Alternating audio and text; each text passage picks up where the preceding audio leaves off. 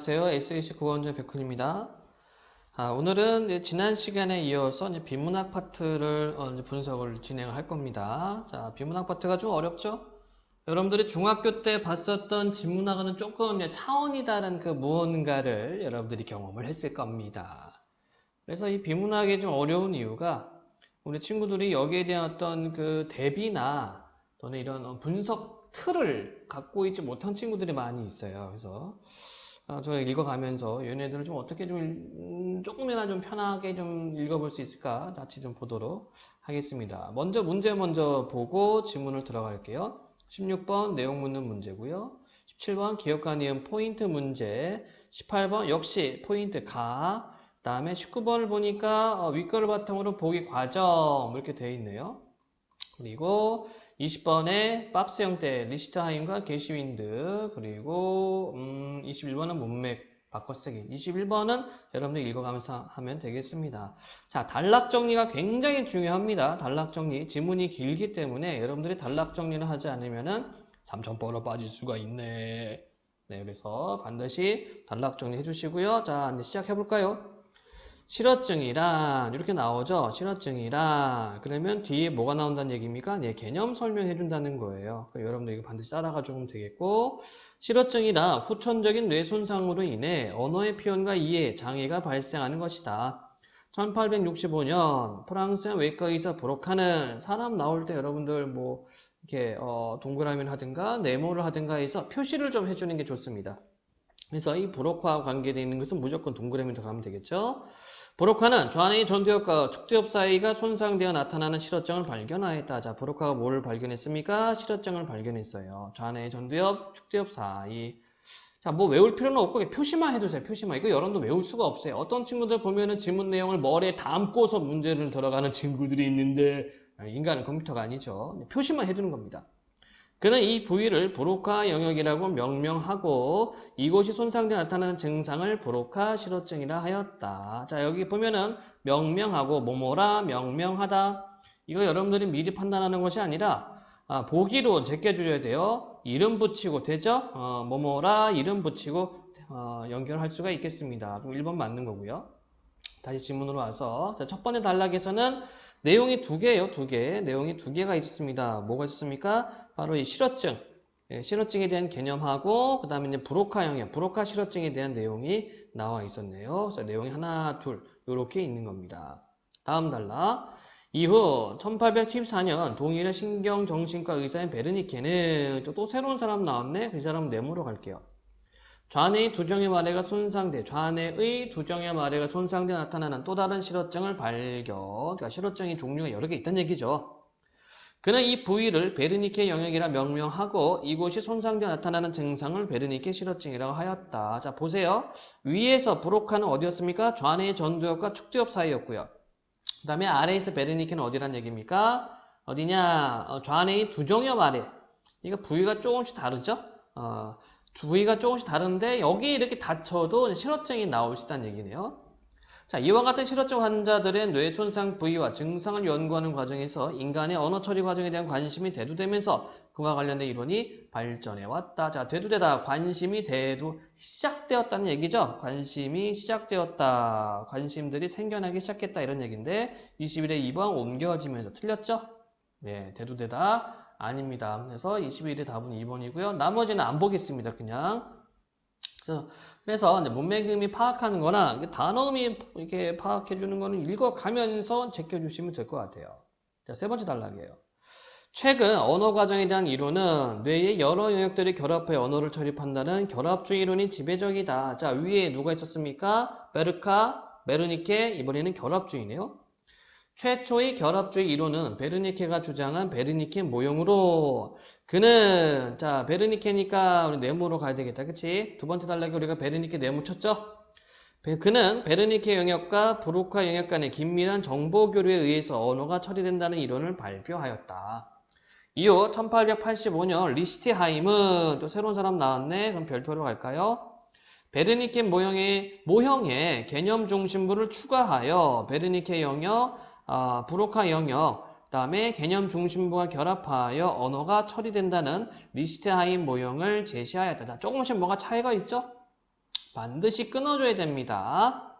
그에 의하면 베르니케 영역은 일종의 머릿속 사전으로 단어가 소리 형태로 저장되어 있는 언어 중추이고 브로카 영역은 단어를 조합하여 문장이나 발화를 생성하는 언어 중추, 그리고 개념 중심부는 의미를 형성하거나 해석하는 언어 중추다. 자, 다시 한번 정리해 볼까요? 그러면 리스티하임이 생각하는 베르니케 영역은 뭐란 얘기입니까? 사전 같은 거네. 단어.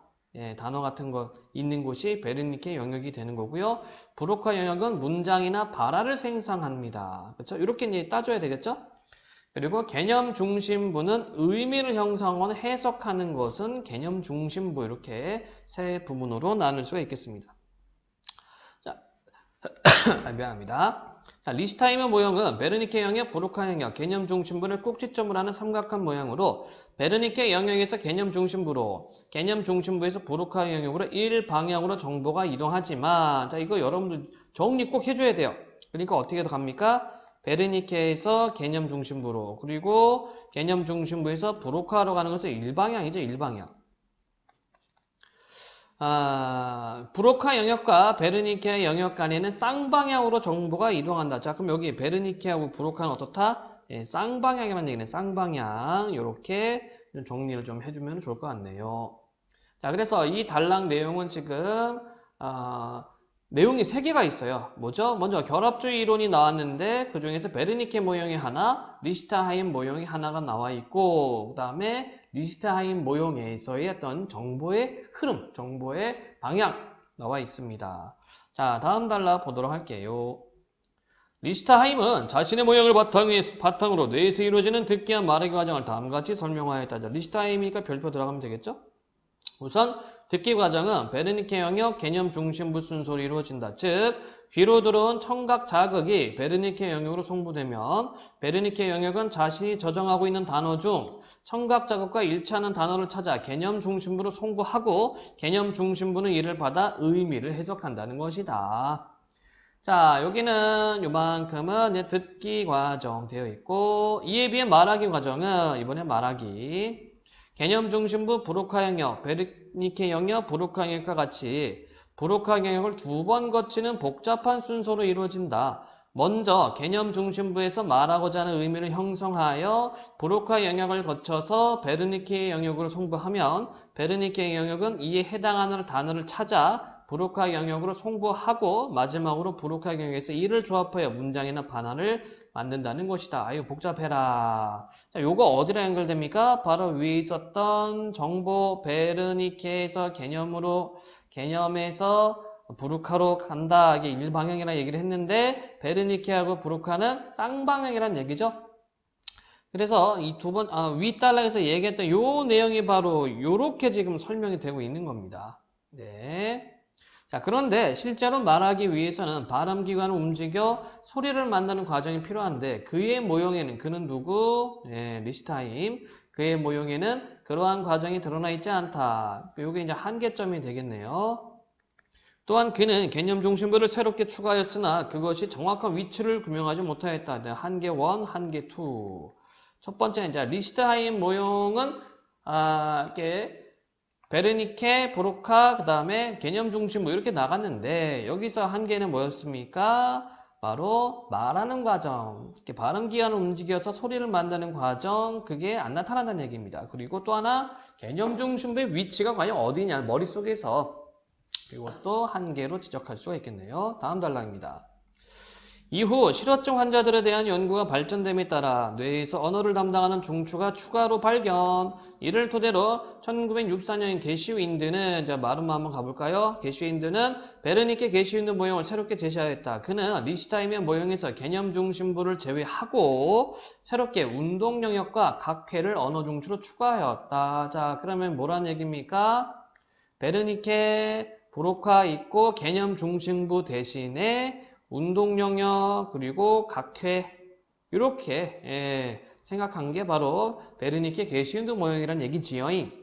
자, 그림은 게시윈드가 제시한 언어 처리 모형으로 청각 자극을 수용하는 기본 청각 영역과 자, 청각 기본 청각 영역과 시각 자극을 수행하는 기본 시각 영역, 그리고 베르니케 영역, 브로카 영역, 운동 영역, 각회라는 4개의 언어 중추를 중심으로 언어 처리 과정을 설명하고 있다. 자, 요 부분이 이제 마름모 부분이 되겠네요. 그치? 예. 게슈윈드가 생각한 것들입니다. 여기 그림 뭐 나와 있고요.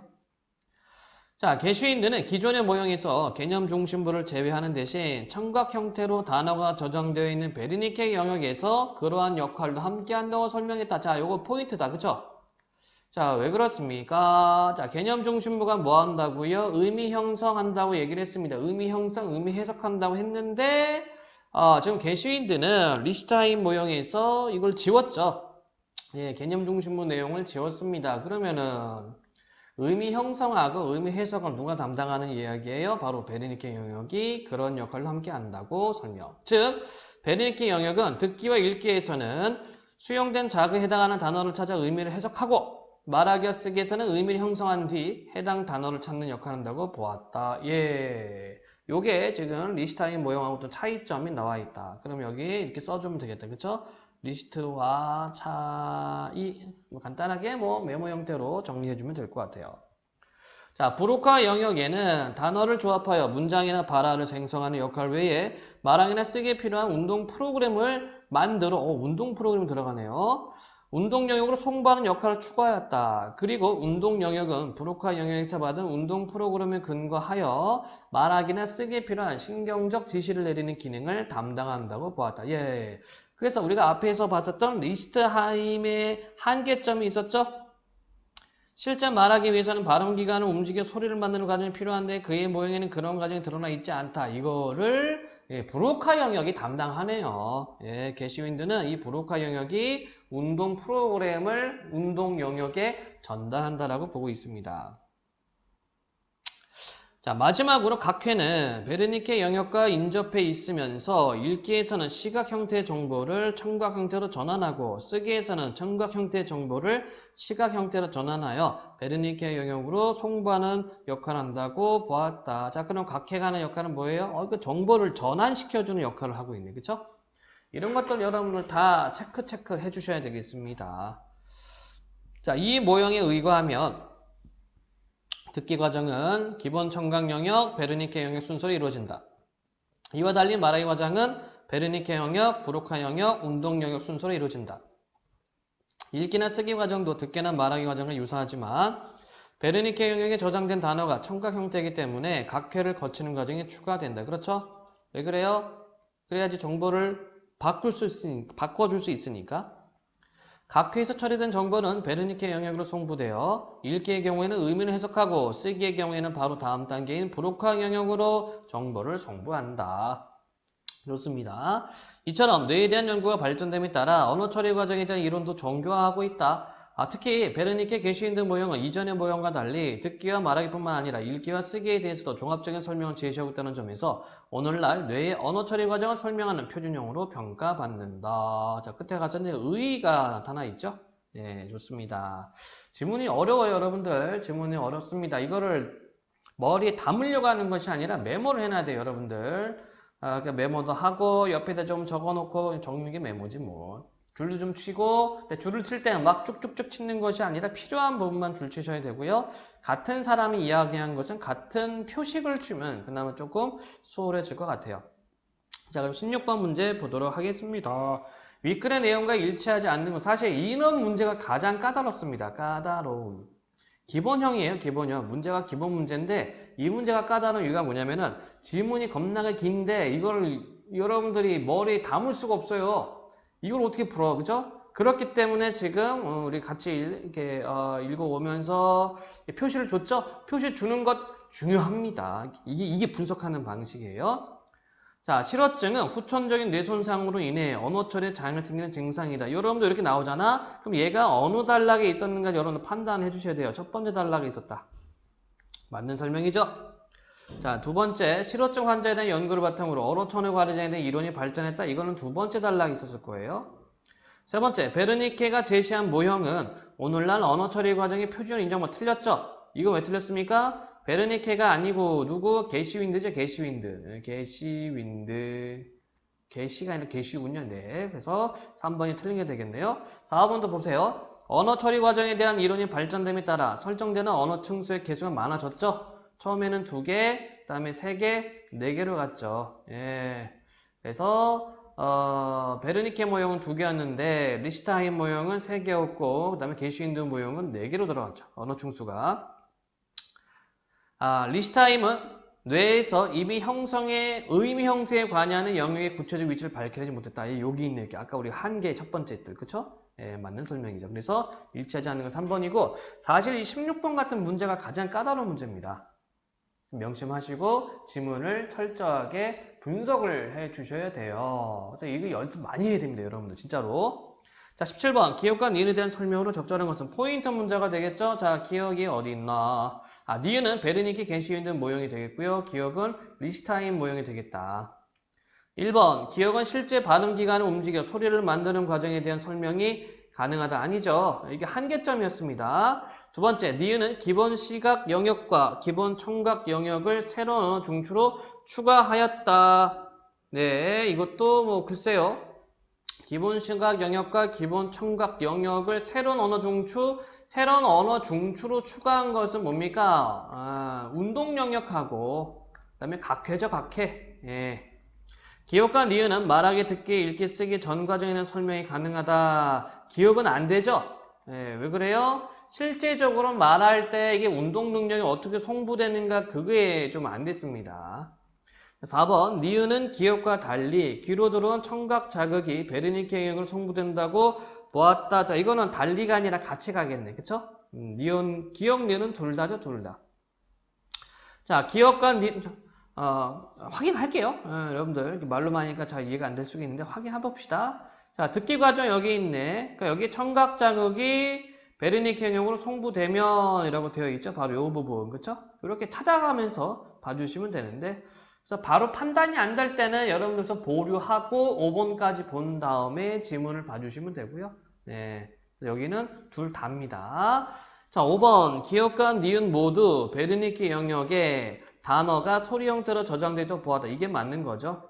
네, 그래서 리시타임은 그러니까 다시 한번 정리하자면 리시트하임 같은 경우에는 베르니케가 있고 브로카가 있고 개념 중심부가 있다고 얘기를 했습니다. 베르니케 영역이 뭐였죠? 예, 소리 단어가 소리 형태로 저장되어 있다. 그러니까 사전이라고 얘기를 했고요. 브로카 같은 경우가 이제 문장, 발화 이쪽이었고요. 개념 중심부가 의미를 해석하거나 형성한다라고 얘기를 했어요.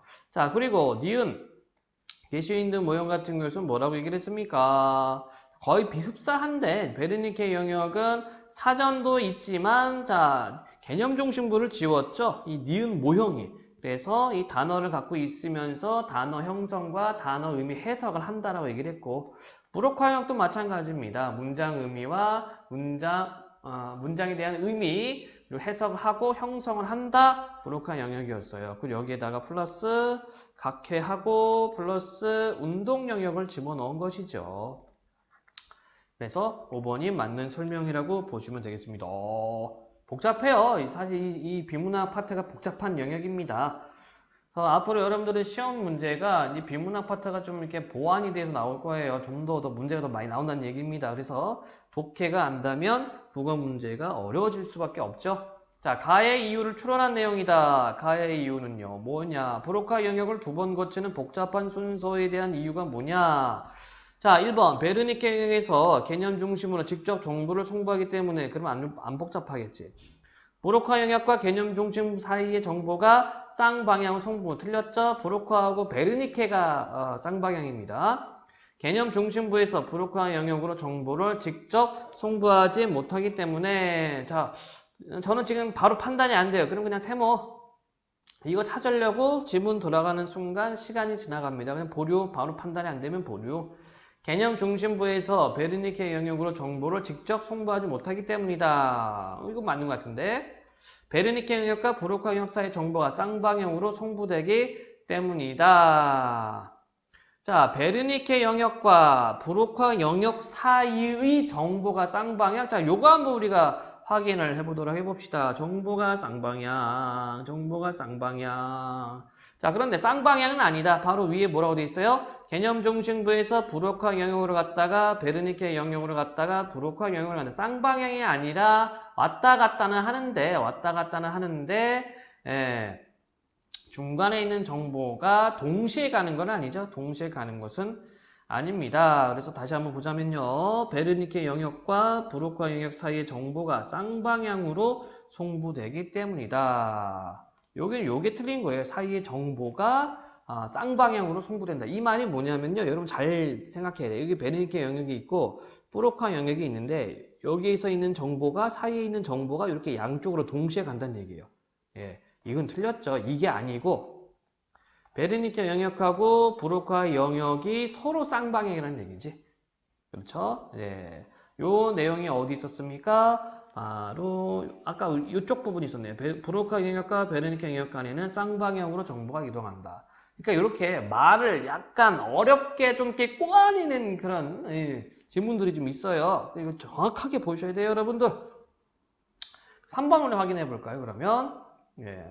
4번인가요? 4번 확인해 볼까요? 개념 중심부에서 베르니케 영역으로 정보를 직접 송부하지 못하기 때문이다. 한번 보세요.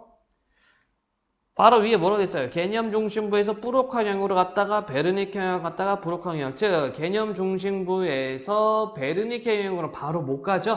바로 못 가기 때문에 2번 거치게 됩니다. 바로 지문에 나와 있습니다. 그래서 답이 4번이라는 얘기입니다. 이거 왜 이렇게 복잡해? 이거 설명이 왜 이래가 아니라 진짜 이렇게 지문이 나와 있죠, 여러분들. 그래서 여러분들 꼭 확인을 해줘야 된다는 얘기입니다. 하나씩 확인해줘야 돼요. 자, 19번 윗글을 바탕으로 보기 과정에 대해 이해 내용으로 적절하지 않은 것은 자, 베르니케 게시는 모형에 의거하면 쓰기 과정은 다음과 같은 언어 처리 과정을 거친다. 자, 쓰기 과정이라고 되어 있죠? 베르니케 영역 1번 의미를 형성한 해당 단어를 찾는다. 맞고 각회 청각 형태 정보를 시각 형태 전환. 그렇고요.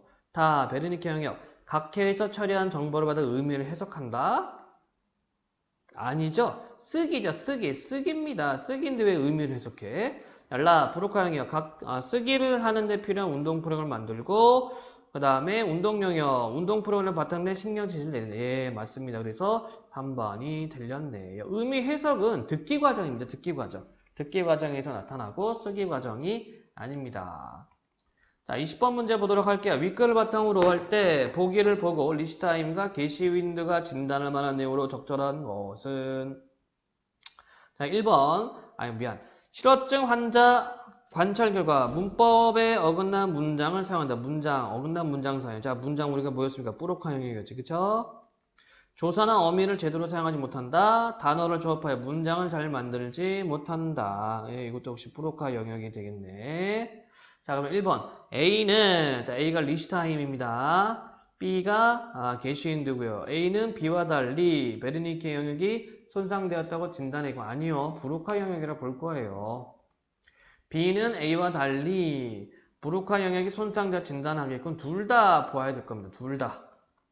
왜냐면은 리시타임 내에서도 이제 문장을 이렇게 문장과 관계 있는 부분이 브로카 영역이었지요.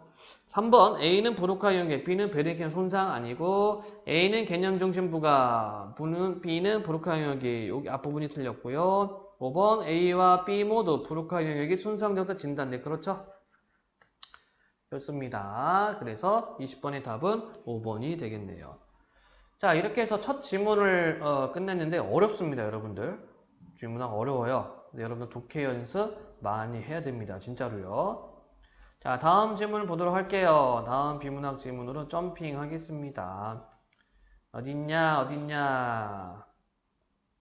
자, 31에서 34번 질문이 되겠네요. 자, 문제 먼저 보고 들어갈게요. 윗글에서 언급된 내용이 아닌 것은 내용 묻는 문제. 32번 기억의 구체적 내용, 포인트 문제. 자, 그림 나와 있고 34번은 사전 적음이 읽어가면서 바꿔쓰기 문제. 자, 질문 보도록 할게요. 미래주의는 20세기 초 이탈리아 시인 마리네티의 미래주의 선언을 시작으로 화가 발라, 조각가 보치오니, 건축가 상텔리에, 음악가 루솔로 등이 참여한 전위예술 운동이다. 당시 산업화에 뒤처진 이탈리아는 산업화에 대한 열망과 민족적 자존감을 고양시킬 수 있는 새로운 예술을 필요로 하였다. 자존감, 고양. 자, 고양이라는 말은 키우는 거죠. 정신이나 기분 따위를 붙들어서 높이 내줬습니다. 다시 지문으로. 이에 산업화의 특성인 속도와 운동에 주목하고 이를 예술적으로 표현하라는 미래주의가 등장하게 되었다. 자, 그래서 첫 번째 단락 내용은 뭡니까? 미래주의가 등장하게 된 배경을 지금 깔아주고 있네요. 자, 두 번째 단락이에요. 특히 미래주의 화가들은 질주하는 자동차, 사람들을 북적이는 기차역, 광란의 댄스홀, 노동자들이 일하는 공장 등 활기찬 움직임을 보여주는 모습을 주요 소재로 삼아 산업사회의 역동적인 모습을 표현하였다. 예, 역동, 움직이는 모습. 그들은 대상의 움직임이 추이를 화폭에 담아냄으로써 대상을 생동감 있게 형상화하려 했다. 추이, 움직임의 추이, 변화입니다. 변화. 시간에 따른 변화를 추이라고 그래요. 3, 4번 시간의 경과에 따라 변화의 나감에 맞는 설명. 다시 지문. 이를 위해 미래주의 화가들은 시간의 흐름에 따른 대상의 움직임을 하나의 화면에 표현하는 분할주의 기법을 사용. 자, 그러면 바로 대상의 움직임의 추이를 나타내기 위해서 뭐 했다? 분할주의 기법을 사용했다. 질주하고 있는 말의 다리는 4개가 아니라 20개다라는 미래주의 선언의 내용은 분할주의 기법을 통해 대상의 역동성을 지향하고자 했던 미래주의 화가들의 생각을 잘 드러내고 있다. 자, 이때 지향이라는 말은 그것으로 나아간다라는 얘기입니다. 34번 어떤 목표로 뜻이 쏠려 향함. 그렇죠? 지양이라는 말도 있어요. 지양. 지양이라는 말은 그칠지 사양할 양. 그만두는 걸 지양. 지향은 그쪽 방향으로 나아간다라는 뜻입니다. 조심하시고요. 다음 단락. 자, 분할주의 기법은 19세기 사진작가 머레이의 연속사진 촬영 기법에 영향을 받은 것으로 머레이 이미지의 겹침, 역선 뒤 힘있는 선이라는 뜻입니다. 상호 침투를 통해 대상의 연속적인 움직임을 효과적으로 표현하였다. 먼저 이미지 겹침은 화면에 하나의 대상을 여러 개의 이미지로 중첩시키는 표현 방법이다. 겹침 말 그대로 겹쳐서 표현하네요. 마치 연속 사진처럼 화가는 움직이는 대상의 잔상을 바탕으로 시간의 흐름에 따른 대상의 움직임을 겹쳐서 나타내었다. 다음으로 힘의 선을 나타내는 역선은 대상의 움직임의 궤적을 여러 개의 선으로 구현하는 방법이다.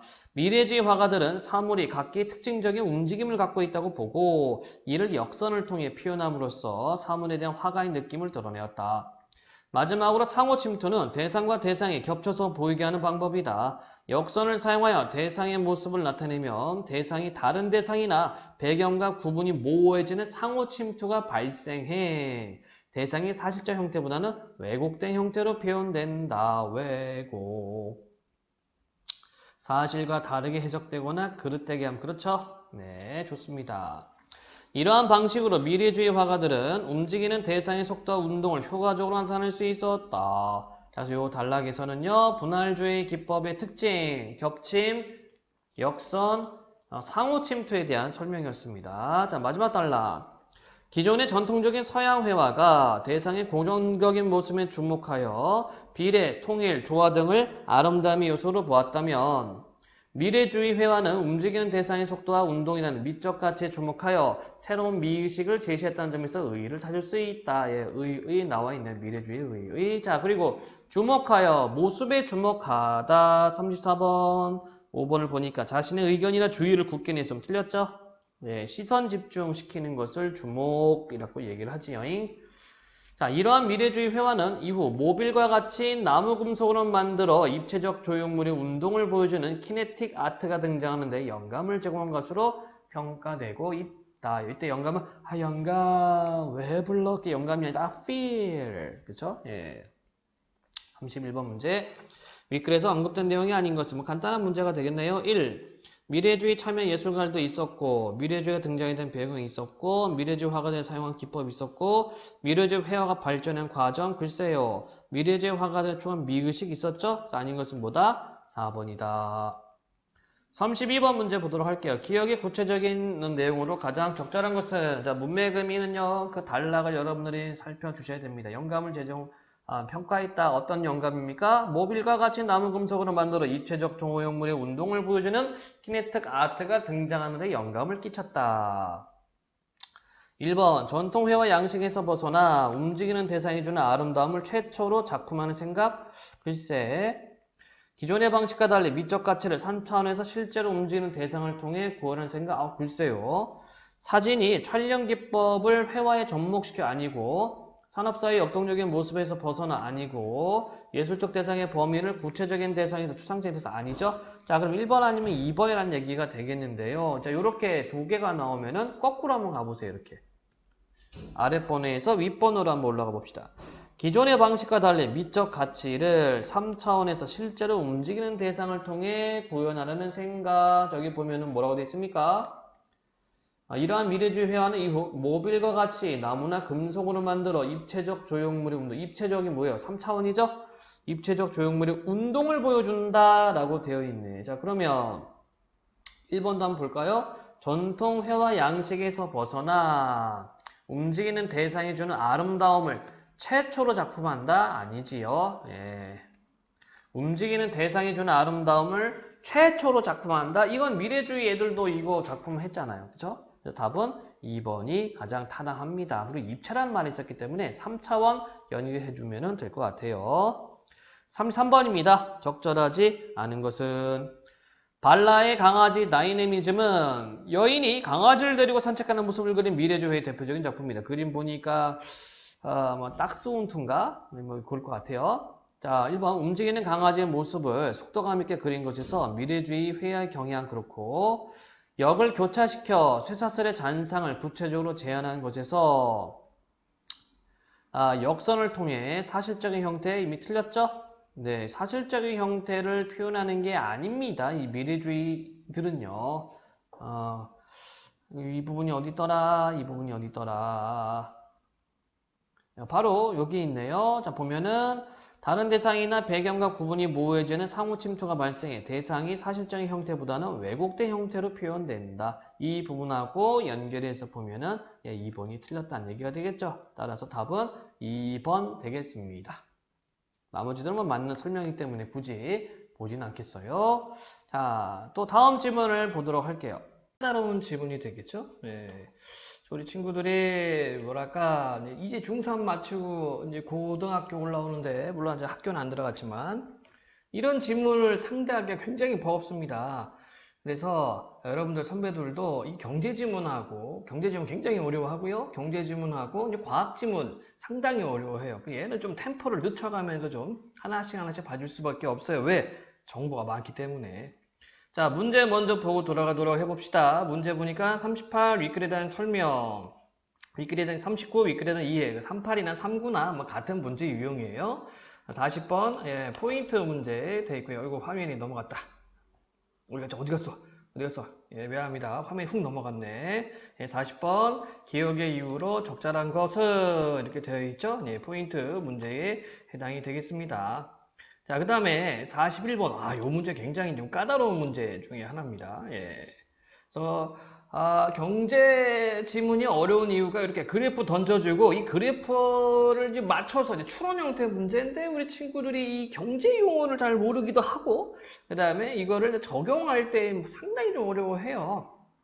그런 것들 이제 찬찬히 한번 보도록 하겠고요. 그 다음에 42번. 이건 추론 형태 문제가 되겠군요. 자, 그러면 마지막 질문 한번 같이 보도록 해봅시다. 자, 봅시다잉. 자, 최근 수입품에 높은 관세를 부과하여 국제무역 분쟁이 발생하면서 관세에 대한 관심이 높아지고 있다. 여러분들 관세 알고 있죠?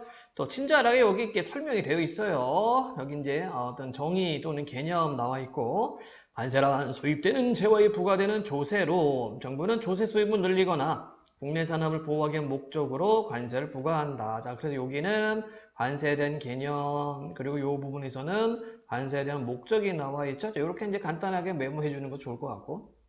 그런데 관세를 부과하면 국내 경기 및 국제 교육에 영향을 미치게 된다. 자, 관세가 국내 경기에 미치는 영향을 살펴보기 위해서는 시장에서의 수요와 공급의 원리를 알아야 한다. 여러분 많이 들어봤죠? 수요와 공급 아마 많이 들어봤을 겁니다. 이제 앞으로도 많이 나와요. 이 경제 지문에서 수요와 공급이 많이 나오니까 이 지문을 통해서 여러분들 좀 개념을 조금 이렇게 챙겨두는 게 좀 좋을 것 같습니다. 자, 그림은 가격에 따른 수요량과 공급량의 변화를 나타낸 그래프다. 여기서 수요 곡선은 자, 수요 곡선 확인해 볼까요? 이렇게 되어 있네. 자, 그러면 세로축이 가격 가로축이 수량 이렇게 되어 있습니다. 수요 곡선은 재화의 가격에 따른 수요량의 변화를 나타내는데 그래프에서 가격은 재화 1단위 추가 소비를 위한 소비자의 지불용의 가격을 나타내기도 한다. 공급 곡선은 재화의 가격에 따른 공급량의 변화를 나타내는데 그래프에서 가격은 재화 1단위 추가 생산을 위한 생산자의 판매용의 가격을 나타내기도 한다. 수요와 공급의 원리에 따르면 재화의 균형 가격은 수요 곡선과 공급 곡선이 만나는 P0에서 형성된다. 자, 균형 가격이 어디서 형성됩니까? 바로 이 수요와 공급 곡선이 만난 이 지점, 즉 P0가 균형 가격이라는 얘기네요. 재화의 가격이 P1으로 올라가면 수요량은 Q1으로 줄어들고 공급량은 Q2로 증가하지만 재화의 가격이 P2로 내려가면 수요량은 Q2로 증가하고 공급량은 Q1으로 줄어든다. 자, 그 여기는 이제 그래프의 어떤 응용이라고 해야 되나요? 그러니까 그래프 설명 그대로입니다. 그러니까 요거 여러분들 이렇게 칸이 나눠져 있잖아. 요거 그대로 이 지문을 통해서 그대로 적용시킬 수 있으면 됩니다. 그런데 안타까운 거는 이 그래프 못 보는 친구들이 너무 많아. 그래프 볼 때는요, 항상 세로축과 가로축 먼저 확인을 해줘야 돼요. 세로축은 가격, 가로축은 수량입니다. 그리고 이 그래프에 대한 설명은 항상 지문에서 제시가 돼요. 그러면 아직 그래프 보는 게 좀 어설픈 친구들은 하나씩 하나씩 짚어가면서 맞춰줘야 돼요. 그래야지만 되겠다. 자, 다음 달라. 이처럼 재화의 가격 변화로 수요량과 공급량이 달라지면 소비자 잉여와 생산자 잉여에도 변화가 생기게 된다. 여기서 잉여란, 자, 잉여는 우리가 알고 있죠? 이게 남는 것, 그렇지? 남는 것이라는 뜻인데 여기는 경제 지문 나와 있는 개념 따라가야 됩니다. 역시 또 개념 나와 있고 잉여란 제품을 소비하거나 판매함으로써 얻는 이득으로 소비자 잉여는 소비자가 어떤 재화를 구입할 때 지불할 용의가 있는 가격과 실제 지불한 가격의 차이이고 나 얼마큼 낼 수 있어 하고 내가 얼마큼 낼 수 있는 가격 예를 들어볼까? 나 그거 살 때 나 100만 원까지 낼 수 있는데 가격이 한 58만 원이다. 그럼 차익이 얼마가 돼요? 32만 원 정도 되겠다. 그쵸? 아이고 32만 원이 아니라 42만 원. 내가 산수를 못해서 산수 못하니까 국어 선생 하고 있어야. 그러니까 그러면 이 소비자 잉여가 얼마란 얘기야? 42만 원이란 얘기지. 자, 그 다음에 생산자 잉여는 생산자가 어떤 재화를 판매할 때 실제 판매한 가격과 판매할 용의가 있는 가격의 차이이다. 그래서 내가 이거를 100원에 팔고 싶은데 내가 한 120원에 팔았어. 그럼 플러스 20원이 이제 생산자 잉여가 된다는 얘기네요. 자, 그림에서 수요 곡선과 실제 재화의 가격의 차이에 해당하는 가는 자, 가가 뭡니까? 실제 곡선과 어디 보자. 잠깐만요. 수요 곡선과 실제 재화의 가격의 차이. 즉, 이게 이제 차이가 난다는 얘기지. 가격과 지불할 수 있는 용의, 그리고 이제 가격의 차이. 즉, 이만큼이 뭐란 얘기입니까? 이만큼이 그러면, 소비자, 잉여, 소잉, 이렇게 되겠네. 그 다음에요, 가는 소비자 잉여를 실제 재화의 가격과 공급 곡선의 차이에 해당하는 나는 생산자 잉여를 나타낸다. 그럼 아까 그래프에서 이 부분이 뭐가 되는 겁니까? 이 부분은 생산자 잉여, 생잉 이렇게 되겠네요. 자, 만일 재화의 가격이 P0에서 P1으로 올라가면 소비자 잉여는 줄어들고 그렇죠? 면적이 줄어들잖아. 생산자 잉여는 늘어나는 반면 재화의 가격이 P2로 내려가면 소비자 잉여는 늘어나고 생산자 잉여는 줄어들게 된다. 자, 그러면 여기에서 기준은 뭐가 됩니까? 균형 가격. 그렇죠? 균형 가격인 P0가 기준이 되고 그것보다 가격이 올라가면 소비자 잉여가 줄어들고 그것보다 가격이 내려가면 생산자 잉여가 줄어든다는 얘기가 되겠네요. 자, 이를 바탕으로 관세가 국내 경제에 미치는 영향을 살펴보자. 밀가루 수입 전에 형성된 K국의 밀가루 가격이 키로당 500원이고 국제시장에서 형성된 밀가루 가격이 키로당 300원이라고 가정해보자. K국이 자유무역을 통해 관세 없이 밀가루를 수입하면 국산 밀가루 가격은 수입 가격 수준인 키로당 300원까지 내려가게 된다. 그 결과 국산 밀가루 공급량은 줄어들지만 오히려 수요량은 늘어나기 때문에 국내 수요량에서 국내 공급량을 뺀 나머지 부분만큼 밀가루를 수입하게 된다. 그렇죠?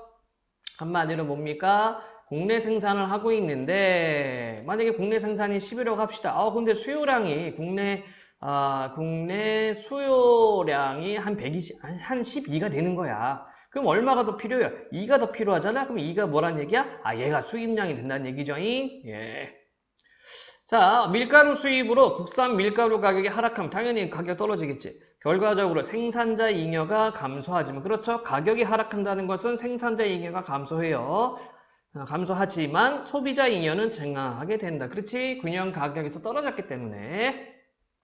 증가한 소비자 잉여가 감소한 생산자 잉여보다 크기 때문에 소비자 잉여와 생산자 잉여의 총합인 사회적 잉여는 밀가루를 수입하기 전에 비해 커지게 된다.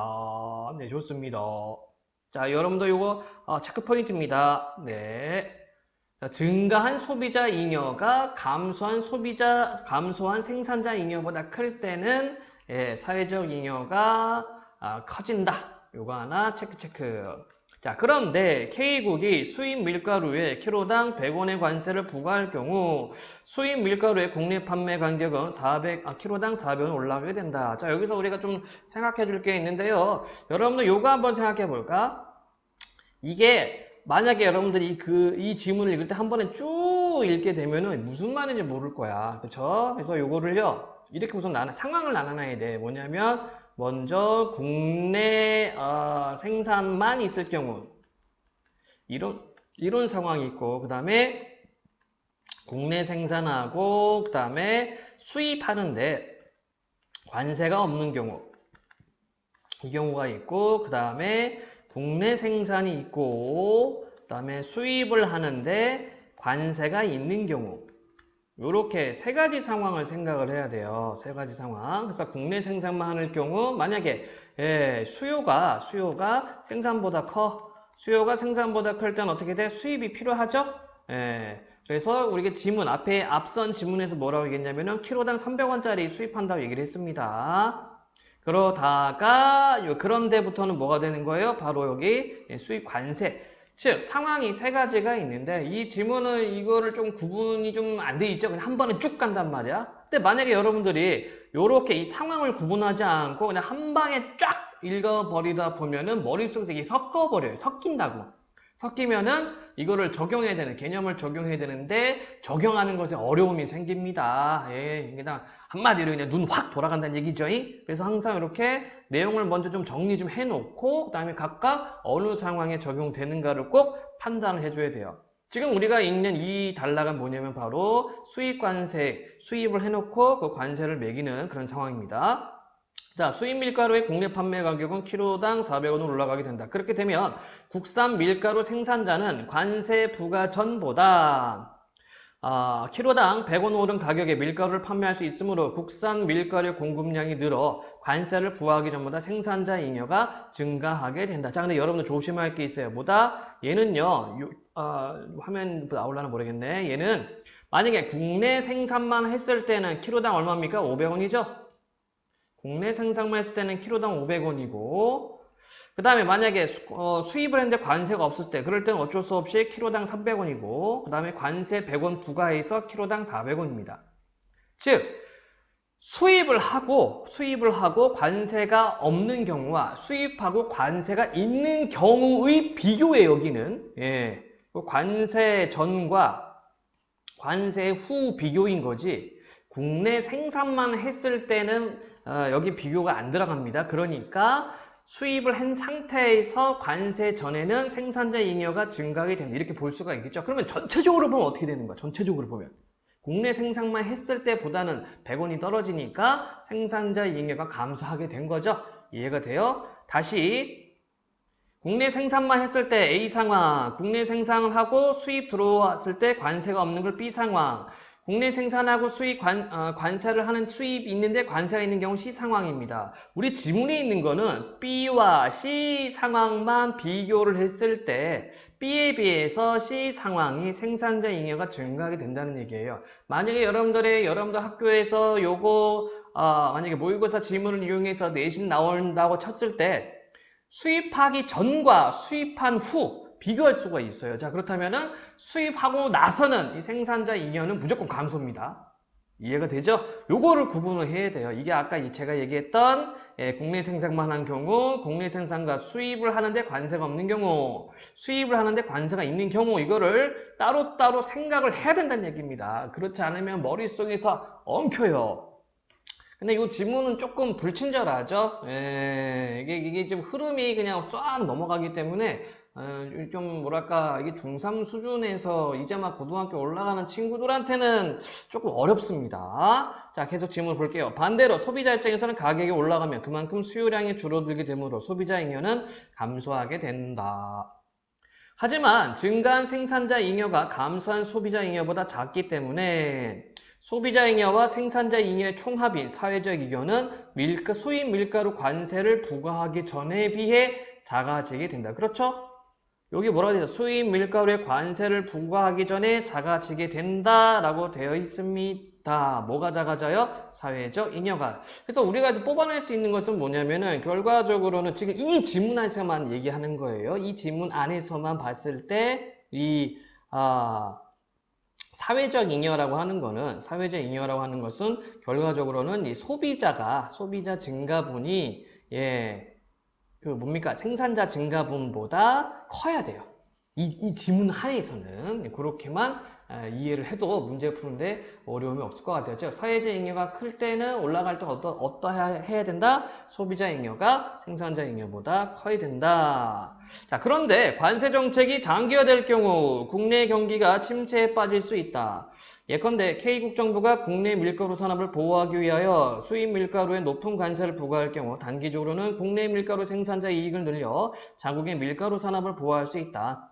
자, 그러면 우선 이렇게 접속사 앞에 끊고요. 관세 정책 할 때는 누구한테 이익이다? 생산자한테 이익이 된다는 얘기죠. 왜? 보호를 해야 되니까요. 하지만 높은 관세로 국내 밀가루 가격이 상승하며 밀가루를 원료로 하는 제품들의 가격이 줄줄이 상승하게 되어 국내 소비자들은 밀가루를 이용하여 만든 제품들의 소비를 줄이게 된다. 이러한 과정이 장기화된다면 K국의 경기는 결국 침체에 빠질 수도 있다. 실제로 30년대 국내 산업을 보호할 목적으로 시행된 각국의 관세 정책으로 인해 오히려 경제 대공황이 심화된 사례가 이를 잘 보여주고 있다. 여기 예시 나와 있고 이렇게 볼 때 국내 산업을 보호할 목적으로 부과된 관세는 사회적 잉여를 감소시키고 왜 사회적 잉여가 감소됩니까? 여기 나와 있죠. 소비자 제품들의 소비가 줄어들게 되니까 결과적으로는 이제 총체적인 총합의 잉여가 줄어드니까 자, 해당 제품에 대한 국내 소비를 줄어들게 한다. 그리고 그와 관련된 다른 산업에까지 악영향을 미칠 수 있다. 또한 과도한 관세는 국제 교역을 감소시켜 국제무역 시장을 침체시킬 뿐만 아니라 국제무역 분쟁을 야기할 소지도 있다. 이러한 이유로 대다수의 경제학자들은 과도한 관세에 대한 우려를 드러내고 있다. 좋습니다. 그래서 여기는 어떤 관세를 부과했을 때 어떤 단점이라고 해야 되나요? 네. 물론 이게 장기적인 단점입니다. 자, 38번 윗글에 대한 설명으로 가장 적절한 것은 상반된 두 입장을 제시한 이를 절충 없고요. 문제상을 언급하고 해결책 없고요. 이론의 한계를 단계적 순서에다 설명 단계 순서 아니고요. 학설이 나타나는 배경 없고요. 원리를 설명한 후 구체적 사례를 들어 이해를 돕고 있다. 이게 되겠죠. 관세를 왜 부과하는가 그리고 관세가 장기화됐을 때는 어떤 현상이 일어나는가. 39번 윗글에 대한 이해로 적절하지 않은 것은 소비자의 지불용의 가격은 균형 가격보다 한성 높다? 아니죠. 우리가 아까 그래프상에서 뭐라고 얘기했어요? P0보다 P1, P2가 있었나요? 내려갈 수 있단 말이야. 그치? 내려갈 수가 있겠습니다. 그러면 우리가 그래프상에서 이런 균형 가격에서 위에 있는 삼각형이 뭐냐? 소비자 잉여였는데 얘가 또 내려갈 수가 있죠. 내려간다는 것은 지불용의 가격이 어때요? 균형 가격보다 내려갈 수 있고 또는 올라갔을 경우에는 올라갈 수도 있고요. 그래서 균형 가격보다 항상 높다라는 설명은 맞지가 않네. 나머지 볼까요? 균형 가격에서는 재화의 수요량과 공급량이 동일 맞고 원료의 가격은 이에 기반한 제품의 가격에 영향을 미치고요. 관세는 국가 간의 무역 분쟁의 원인으로 작용. 대다수의 경제학자들은 과도한 관세에 대해 부정적 입장. 네, 좋습니다. 그래서 아닌 것은 1번으로 체크하시면 될 것 같네요. 자, 40번 기억의 이유로 적절한 것은 기억, 관세는 사회적 잉여를 감소시킨다. 자, 1. 소비자 잉여 감소분이 생산자 잉여 증가분과 같기 때문에 아닙니다. 여러분들 아까 우리 기준은 뭐라고 얘기했습니까? 소비자 잉여예요. 소비자 잉여가 생산자 잉여에 비해서 어떻게 되는가 이거였죠. 소비자 잉여 감소한 것이 생산자 잉여 증가분보다 크기 때문에 당연히 이거다. 나머지는요, 소비자 잉여 증가분이 생산자의 잉여 증가보다 크다? 그럼 얘는 그 사회적 잉여가 크다는 얘기고, 소비자 잉여 감소분이 생산자 잉여 감소분보다 작기 때문에, 그럼 얘 같은 경우에는 소비자 잉여가 이렇게 우리가 꺽쇠 뭐라 해야 되나 부등호 표시죠? 이렇게 만들 수 있겠네. 소비자 잉여 증가분이 생산자 잉여 감소분보다 작기 때문에 여기 또 이제 작다라고 이렇게 했기 때문에 그쵸? 크기, 그 사이즈를 여러분들 비교해 주시면 돼요. 자, 그래서 2번을 보시면 소비자 잉여 감소분이 생산자 잉여 증가분보다 크다. 이럴 때 사회적 총합에 대한 잉여가 줄어든다 이렇게 볼 수가 있겠죠. 그 다음에 41번입니다. 이 문제 조금 까다로운 문제고 적절하지 않은 것은 좀 면밀하게 따져봅시다. 피국에서는 국산 바나나만을 소비하다 값싼 수입산 바나나를 관세 없이 수입하면서 국산 바나나 가격이 국제시장 가격 수준으로 하락했다. 이에 정부에서는 국산 바나나 산업 보호를 위하여 관세를 부과 이렇게 되어 있죠. 자, 그래프 나와 있고 세로는 가격, 가로는 수량입니다. 바나나 수입으로 인한 피국의 시장 변화, 관세 부과 전 국내 가격과 관세 부과 국내 가격이 있고 균형 가격은 1,000만 원이네. 이제 1번. 바나나를 수입하기 전 바나나의 국내 균형 가격은 톤당 1,000만 원이었다. 맞는 설명이죠. 가끔 이런 친구들이 있어요. 아니 이게 지금 균형 가격을 보니까 150톤에 1,000만 원인데 이게 어떻게 1톤당 1,000만 원입니까? 라고 되어 있는데 자, 항상 지문을 끌고 와서 봐줘야 돼요. 지문에서 우리가 뭐라고 얘기했냐면 두 번째 단락에서 재화 1단위 추가 소비를 위한 지불 용의 가격 또는 재화 1단위 추가 생산을 위한 판매 용의 가격을 나타내기도 한다라고 되어 있습니다. 그래서 여기 나타나 있는 이 그래프는 재화 1단위로 보면 되겠어요. 그러니까 얘하고는 조금 관계가 없다고 해야 되나? 자, 그런데 우리 친구들이 이렇게 그래프가 나오면 직관적으로 봤을 때 혼동에 빠질 수가 있습니다. 그래서 항상 이 그래프를 여러분들이 분석하거나 이해하기 위해서는 항상 뭐를 끌고 와야 된다? 지문을 끌고 와야 돼요. 그래서 얘는요, 이 문단에 의하면 재화 1단위당 어쩌고저쩌고 되어 있습니다. 그렇죠? 그렇기 때문에 여기는 톤당 1,000만 원이었다라고 보는 게 가장 이거는 가장이 아니고 타당한 설명이라고 보겠습니다. 이 가격 자체가 톤당 가격이라고 보면 돼요. 그 다음에 두 번째, 관세를 부과하기 이전에는 수입되는 바나나의 수량이 200톤이었다. 자, 관세 부과 전 한번 볼까요? 관세 부과하기 이전에 수입되는 바나나의 수량이 200톤. 자, 생산자는 몇 톤을 생산합니까? 50톤을 생산하네. 생산자는 50톤을 생산하고요. 그 다음에 이때 수요는 이거 그대로 가야 돼요. 그대로 가야 됩니다. 이쪽이죠? 자, 수요는 몇 톤이 필요합니까? 250톤이 필요하네. 자, 그러면 필요한 건 250톤인데 국내에서 생산하는 건 50톤밖에 안 되니까 200톤이 필요하네. 맞는 설명. 그 다음에 관세를 부과하기 이전과 이후 가격을 비교해보니 톤당 200만큼의 관세가 부과되었다. 그렇죠? 여기 관세 부과 전 국내 가격이 500만 원이고요. 부과 후 국내 가격이 700만 원입니다. 맞는 설명이 되겠고 다음에 네 번째, 관세를 부과한 결과 국내 생산자는 바나나의 공급량을 50톤에서 100톤으로 늘리게 된다. 자, 관세 부과 전에는 50톤이었어요. 그쵸? 관세 부과 전에는 50톤이었고 요거를 관세 부과 후에는 공급량 여기니까 700만 원대에 100톤으로 늘렸네. 맞는 설명이죠. 자, 5번, 관세를 부과한 결과 수입되는 바나나의 수량은 이전보다 50톤이 줄어드는 결과가 발생한다. 자, 그러면 관세를 부과했을 때는 우리가 아까 몇 톤이요? 200톤 수입한다고 얘기를 했고, 관세를 부과했을 때 공급량은 100톤이고, 자, 수요량이 몇 톤이에요? 200톤이네. 그럼 빼면은 몇 톤 차이 나니까 100톤이 필요하네요. 자, 그런데 관세를 부과한 결과 수입되는 바나나의 수량은 이전보다 50톤이 줄어드는 효과가 아니라 100톤이 줄어드는 효과가 있겠죠? 여기서 틀린 것은 5번 이렇게 보면은 되겠습니다. 자, 여러분들 지금 우리가 경제 지문을 비문학 영역 살펴보고 마지막으로는 경제 지문을 살펴봤습니다. 복잡하죠? 특히 경제 지문 같은 경우에는 다른 지문을 분석하는 것, 다른 지문을 읽는 것보다 좀 더 속도를 떨어뜨려서 차근차근 읽어갈 수밖에 없습니다. 지문 분석은요, 여러분들 방법이 없어요. 왕도가 없습니다. 왕도라는 것은 없고, 이거 뭐 학교 선생님이 알려준다고 해서 잘 할 수도 있는 잘 할 수는 있겠지만, 뭐 누구나 다 할 수 있는 것도 아니고, 뭐 학원 선생님이 어떤 스킬을 알려준다고 해서 잘 하는 것도 아니고, 꾸준함밖에 없습니다. 꾸준함. 계속해서 반복적으로 연습할 수밖에 없어요. 라면 끓이는 법을 알려준다고 해서 여러분들 라면을 다 잘 끓이는 건 아니죠? 똑같아요. 지문 분석 연습 학교 선생님이나 학원 선생님들 또는 과외 선생님이 알려줄 거, 잘 가르쳐 줄 거예요. 그런데 그거를 그때만 알고 있고 연습을 하지 않는다면은 도로 꽝 됩니다. 자, 국어는 지문 분석이 가장 핵심이 되는 영역이에요.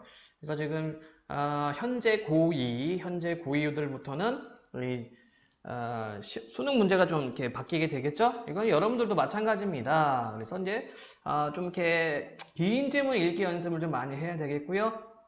그러기 위해서는 좀 어렵더라도 좀 차근차근 읽어가면서 다른 자료하고 비교 분석하는 연습 필요할 것 같습니다.